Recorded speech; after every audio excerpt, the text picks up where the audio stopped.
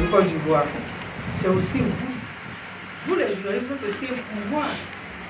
Ce n'est pas seulement à nous les députés qui sommes aujourd'hui près de 100 dans l'opposition, mais c'est toute la Côte d'Ivoire, c'est le peuple de Côte d'Ivoire qui a été pris en otage.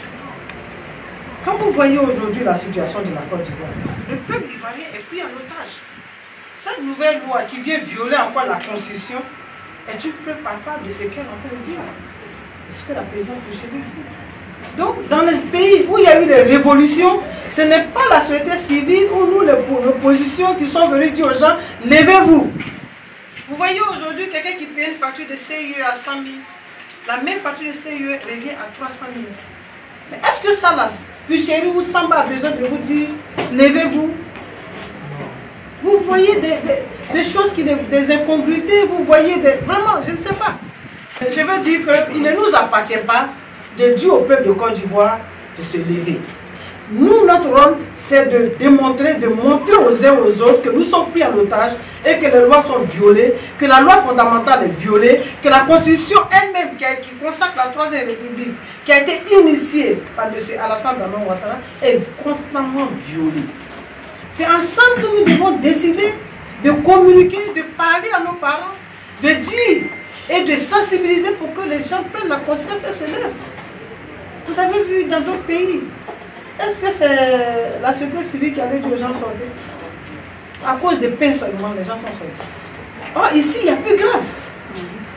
Il y a plus grave. Mais l'Ivoirien aujourd'hui est devenu un fainéant, il est là. Si vous n'avez pas touché à son salaire, parce que quand vous touchez à son salaire, vous touchez à son deuxième bureau, vous touchez à ses nombreuses maîtresses et à ces choses.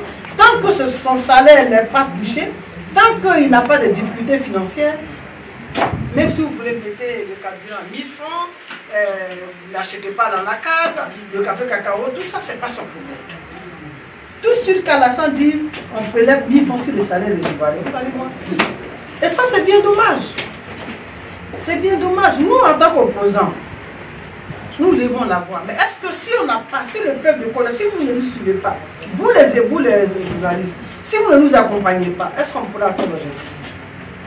La carte d'identité nationale aujourd'hui, la CENI, qui est passée à 5 000 francs, ce n'est même pas 5 000 francs. Vous devez faire le certificat de nationalité. Avant le certificat de nationalité, vous devez faire l'extrait de naissance. Si vous êtes né à Bangolo, il faut vous déplacer, aller jusqu'à Bangolo. Si les registres existent toujours. Si ça existe. Pour aller à Bangolo, il vous faut un minimum de 20 000. Voilà Bangolo. Quand vous revenez de Bangolo, d'abord il y a votre nourriture aussi. Donc, ça veut dire, et vous avez vos parents, il faut leur donner un peu de jetons. Ça vous fait déjà au moins 30 000 francs. Vous revenez à Bigan, il vous faut faire maintenant le certificat de nationalité. Si vous voulez l'avoir le même jour, il vous faut payer 10 à 15 000 francs. Si c'est en une semaine, vous payez 5 000 francs. Il y a maintenant le certificat de résidence que vous devez payer. Donc, il y a tellement de choses, ça veut dire que ce n'est même pas les 5 000.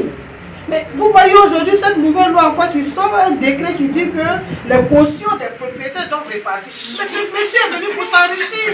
Mais est-ce qu'on a besoin de vous parler? Non, moi je ne veux pas qu'on me mette en prison.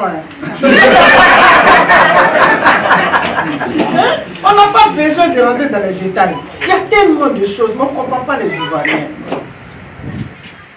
Mais si au Mali, il a fallu que les femmes se lèvent pour que Moussa Traoré, qui était un puissant dictateur, puisse partir. À un moment donné, il faut qu'il y ait des sacrifiés. La grande France que vous voyez aujourd'hui, il a fallu la révolution française. Il a fallu les sacrifier pour qu'elle soit puissante aujourd'hui.